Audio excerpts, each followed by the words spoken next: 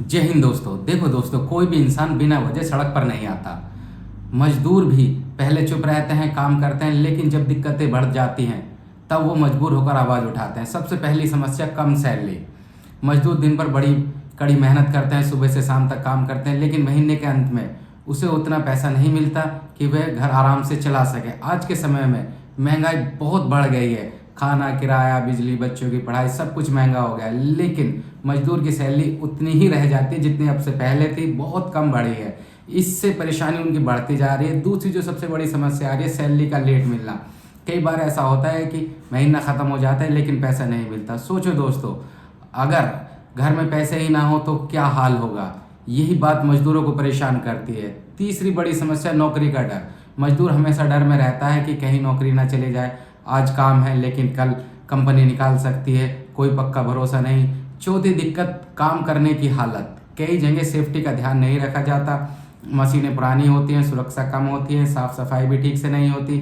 इससे मजदूर की सेहत खराब हो सकती है और हो भी रही है। पांचवी बड़ी समस्या ज़्यादा काम करवाना। मजदूरों से ओवर टाइम करवाया जाता है, यानी ज़्यादा घंटे काम, लेकिन उनका पूरा पैसा नहीं दिया जाता। इससे भी गुस्सा बढ़ता जा रहा है। और एक बहुत ज़रूरी बात, इज्जत की कमी। मजदूर भी इंसान हैं, उन्हें भी सम्मान चाहिए, फुल रेस्पेक्ट चाहिए, लेकिन कई बार इसके ठीक उल्टा होता है। उनको रेस्पेक्ट नहीं दी जाती और कहीं ना कहीं इंसल्ट किया जाता है और डिसरेस्पेक्ट भी किया जाता है।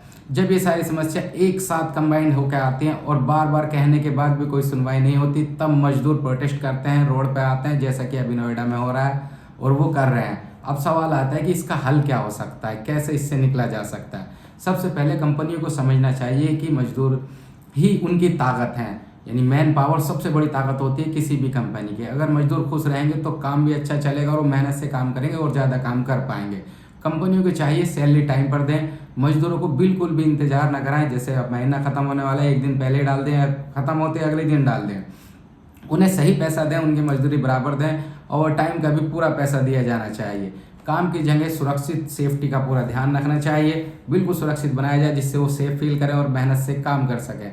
बिना वजह किसी को नौकरी से ना निकालें, फायर ना करें जब तक कोई बड़ी समस्या ना हो। मजदूरों से इज्जत से बात करें, उनकी बात सुनें। सरकार की जिम्मेदारी भी है कि सही नियम लागू करें, जो कंपनी नियम तोड़े उस पर एक्शन लें। मजदूरों को भी शांतिपूर्ण प्रोटेस्ट करना चाहिए, थोड़ा ध्यान रखना चाहिए। पर इन सब चीज़ों को देखते हुए मजदूर अब रोड पर आए हुए हैं। वो क्यों आए हुए हैं, कारण मैंने सारा आपको बता ही दिया। सेफ्टी के नाम पे आप कहीं भी चले जाओ, कोई भी नोएडा की कंपनी जाके देख लो, शायद ही बहुत कम देखा जाएगा। यानी मजदूर तुम्हें कई बार ऐसा हो जाएगा कि बिना हेलमेट के, बिना सेफ्टी ग्लव्स के या बिना सेफ्टी जैकेट के भी काम करते हुए नजर आ जाएंगे। और ऐसा आपने रोड पे भी कई बार देखा होगा, जो बिल्डिंग कंस्ट्रक्शन में काम कर रहे हैं उनके सर पे कई बार हेलमेट भी नहीं होता, वो दुर्घटना का शिकार हो जाते हैं। और रेस्पेक्ट की तो पूछो ही मत ना। अगर वर्कर छोटा है, कोई सिक्योरिटी गार्ड है या फिर क्लीनर है, उसको रेस्पेक्ट तो बिल्कुल नहीं मिलेगी। और कुछ हमारा कल्चर भी ऐसा है, मेंटिलिटी भी ऐसी कि अगर हम देखते हैं कोई छोटे तबके का बंदा है या लेबर पे काम कर रहा है तो उसको डिसरेस्पेक्ट सबसे ज़्यादा किया जाएगा। ये नॉर्मल चीज़ें आप लोगों ने भी देखा हो, कोई क्लीनर है या चाय बनाने वाला है कंपनी में, या छोटा है सफाई कर्मचारी है, तो उससे कैसे बिहेवियर किया जाता है, कैसे बात की जाती है। इन सब चीज़ों को देखते हुए, इन सब परेशानियों को देखते हुए अब तुम क्या कर रहे हो, उनकी सैलरी भी लेट दे रहे हो। एक महीने का वेतन रोकने के बाद दूसरे महीने का रोक के फर्स्ट मंथ वाला दे रहे हो तुम, 2 महीने का वेतन रुक गया। महंगाई, बिजली के बिल, स्कूल की फीस ऑलरेडी इतनी ज़्यादा बढ़ चुकी है, गैस का किराया। और सोचो अभी तुम स्कूल का ही देख लो यार, मैंने एक स्कूल पे एक वीडियो बनाई है पीछे जाके, कितना हार्ड हो रहा है। यानी 5 से 10 हज़ार रुपये एक बच्चे के पढ़ने में लग रहे हैं, उनको सैलरी क्या दी जा रही है, 10 से 12 हज़ार। साफ सफाई में तो पूछो मत ना, 1 से 2 टॉयलेट होंगे, उसे सब यूज़ करेंगे। यानी सीनियर स्टाफ के लिए अलग होगा, जो जूनियर हैं उनके लिए अलग। और जूनियर के टॉयलेट की इतनी बुरी हालत होगी, आप कहीं भी जाकर देख लो नोएडा किसी भी कंपनी में, ज़्यादातर यानी जो प्रोफेशनल है उन्हें छोड़ के हाई लेवल की कंपनी, छोटी कंपनी में देखो बाथरूम की कंडीशन उससे भी ज़्यादा ख़राब होगी। ओवर टाइम उनसे कराया जा रहा है। ओके, ओवर टाइम का उन्हें डबल पैसा दो तुम। अब जब ओवर टाइम कर रहे हैं तो उन्हें पैसा चाहिए ना भाई, तो इसलिए तो वो प्रोटेस्ट कर रहे हैं। वरना मजदूर आदमी के पास इतना कहाँ टाइम है कि वो फैमिली भी चलाएगा, अपने परिवार को देखेगा, चीज़ों में उलझा रहता है। उसके बाद वो रोड पे उतर के प्रोटेस्ट करे और अपने लिए प्रॉब्लम करे। वो जितने दिन में वो प्रोटेस्ट करेगा या रुका रहेगा, उससे भी तो उसे दिक्कत ही होने वाली है ना। उसका टाइम जाएगा, उसका पैसा जाया होगा, उसका कम से कम अगर 10 दिन भी प्रोटेस्ट करता है उससे भी उसे नुकसान ही होने वाला है।